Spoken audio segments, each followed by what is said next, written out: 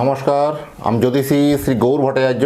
হ্যাঁ, থাম্বনেলে ঠিকই পড়েছেন যে বৃশ্চিক রাশির জাতক বা জাতিকাদের জন্য এই এপ্রিল মাসে 7টা ঘটনা ঘটবে।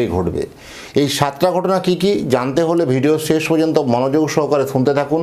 আর আপনি কোথা থেকে আমার ভিডিওটা শুনছেন বা দেখছেন অবশ্যই কমেন্ট বক্সে লিখে দিয়ে যান, তাহলে বুঝতে পারবো কোথায় কোথায় আমার ভিডিওটা পৌঁছাচ্ছে। আর আমি জ্যোতিষী শ্রী গৌর ভট্টাচার্য, আমার চেম্বার হলো সারা ভারতবর্ষে একটাই চেম্বার। অন্যান্যদের মতো বিভিন্ন পাড়ায় পাড়ায় আমার চেম্বার নেই। প্রতিদিন আমি একই জায়গায় বসি, প্রতাপবাগান 6 নম্বর সরণি, বাঁকুড়া। যারা সঠিক বিচার বা সঠিক প্রতিকার পেতে চাইছেন তারা একটু কষ্ট করে হলেও আপনাকে চেম্বারে আসতে হবে, বা যারা একান্তই আসতে পারছেন না, অনেক দূরে থাকেন, যাদের পক্ষে আসা সম্ভব নয়, তারা অনলাইন কনসালটেন্সি নিতেই পারেন। অনলাইন কনসালটেন্সি নিতে হলে কী করতে হবে? অনলাইনে কথা বলার জন্য আপনার নাম, জন্ম তারিখ, জন্ম সময়, জন্মস্থান, এই তথ্যগুলো পাঠিয়ে দিন। পৃথিবীর মানচিত্রে আপনি যে কোনো জায়গায় থাকুন না কেন, অনলাইনের মাধ্যমে পুরো ডিটেলসে আপনি আমার কাছে তথ্যটা জেনে নিতে পারবেন।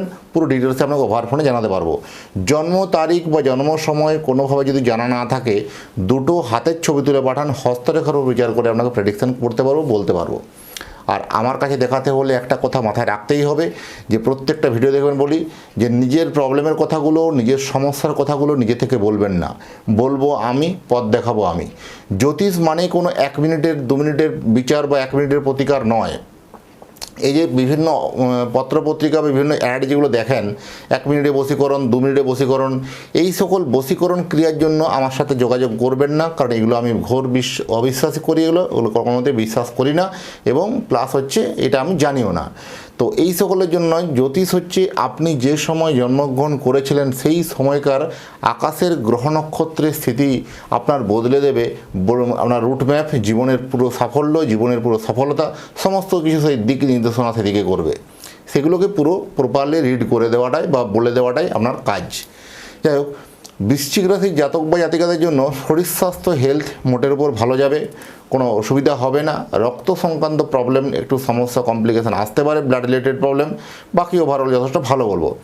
অর্থনৈতিক জায়গাতে বাধা বিঘ্ন আপনার আসবে। অর্থনৈতিক ক্ষেত্রে টাকা পয়সার জায়গাটা কিন্তু এত বেশ, ক্যাশ ফ্লোটা এত ভালো কিন্তু নয়।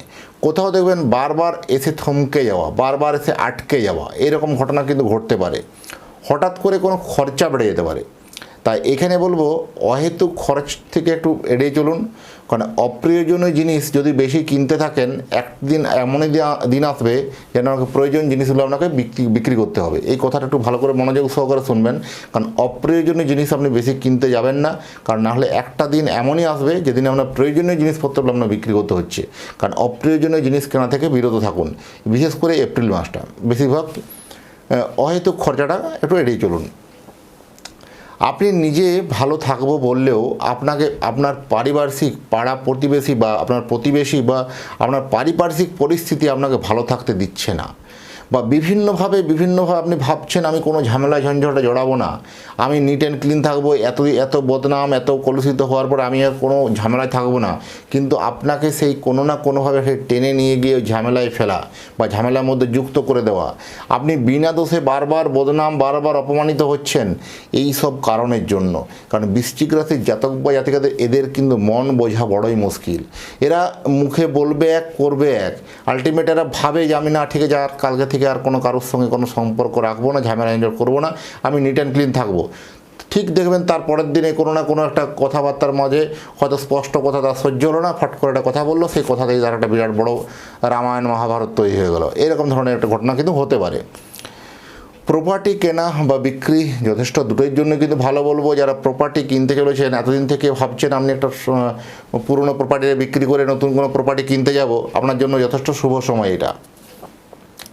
বিবাহ ভালো হবে, বিবাহ ক্ষেত্রে যথেষ্ট ভালো বলবো। বিবাহিত জীবন যথেষ্ট ভালো বলবো।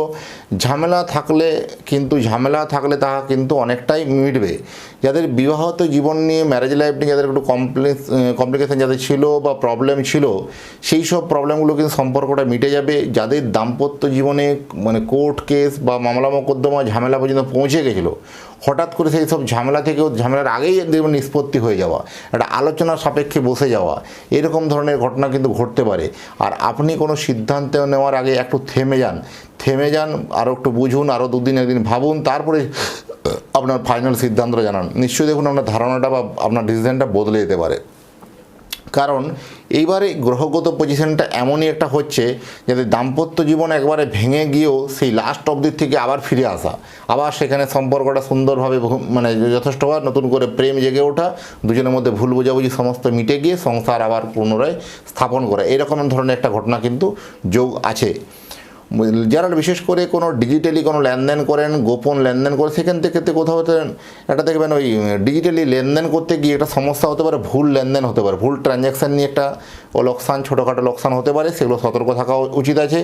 এবং যারা বিশেষ করে বেসরকারি ক্ষেত্রে যারা চাকরি করেন তাদের জন্য এই সময় কিন্তু জবটা আপনাকে পরিবর্তন করতে হতে পারে, কারণ জবের জায়গাতে আপনাকে মেন্টালি প্রেশার, মানসিক চাপ, মানসিক দুশ্চিন্তা আপনাকে প্রচুর শুনিয়েছে, প্রচুর দিয়েছে। সেই সব জায়গা থেকে কিন্তু রিকভারি করার প্রবণতা কিন্তু অত্যন্ত বেশি। সেই লোনটা আপনাকে ওই বেসরকারি চাকরিটা কিন্তু আপনাকে পরিবর্তন করতে হবে। এখানে কোনো লোন বা ধারের বা চক্করে একটু জড়িয়ে যাওয়া বা ঋণ ধার একটু জড়িয়ে যাওয়া, এরকম প্রবণতা কিন্তু যথেষ্ট ভালো আছে। সেগুলো একটু অ্যাডজাস্ট করে মেনে চলুন, নিজের আয় বুঝে লোন নেন, সেগুলো করতে পারেন। সরকারি চাকরি ক্ষেত্রে কিন্তু ভালো সুযোগ মিলবে, যারা সরকারি চাকরির জন্য প্রিপারেশন নিচ্ছেন তাদের জন্য এই সময় বলবো ভালো খবর, সুখবর মিলবে। ধার দেনা নিয়ে একটু চিন্তা, টেনশন বাড়তে পারে, তাই ধার দেনাটা মেপে নেওয়াটাই উচিত হবে। পারিবারিক কোনো বাড়িতে কোনো আত্মীয় সমাগম বা অনেক দিনের কোনো পুরনো বন্ধু বা অনেক দিনের কোনো পুরনো প্রেম হঠাৎ করে দেখা হওয়া, এরকম ধরনের ঘটনা ঘটবে। পারিবারিক ক্ষেত্রেও একটা আনন্দ আর নিজের মধ্যে থেকে একটা আনন্দ বোধ আসবে, কারণ বহুদিন থেকে আপনার প্রেমটা ভেঙে গেছিলো বা সম্পর্কটা দুজনের থেকে সরে গেছিলেন, হঠাৎ করে দেখবেন সেই প্রেমটা কোনোভাবে কানেক্ট হয়ে যাওয়া, যোগাযোগ হয়ে যাওয়া, বিভিন্ন রকম সোশ্যাল মিডিয়াতে আবার কোনোভাবে যুক্ত হয়ে যাওয়া, সেই প্রেম কিন্তু আবার নতুন করে শুরুয়াত হতে পারে। তাই সেগুলো একটু ভালো করে চিন্তা ভাবনা করে সোচ সমাজকে চলা উচিত। কোথাও একটা বিশ্বাসের অভাব বোধ করতে পারেন, বিশেষ করে পলিটিক্সের ক্ষেত্রে। আপনি যে ব্যক্তিকে কোনো বিশ্বাস করে একটা জায়গার আপনি একটা ছোট জায়গা বলুন, ছোট সংগঠন বলুন, কোনো একটা দায়িত্ব দিলেন, সেই দায়িত্বটা সে কিন্তু পালন যথাযথ করতে পারবে তো? আমার মনে হয় পারবে না, কারণ আপনাকে কোথাও দেবেন সেই দায়িত্বটা আমি পালন করে দেবো এরকম কমিটমেন্ট করেও সেই ঠিকমতো আপনি তার প্রতিদান বা উত্তরটা বা রেজাল্টটা আপনি ঠিকমতো পাবেন না।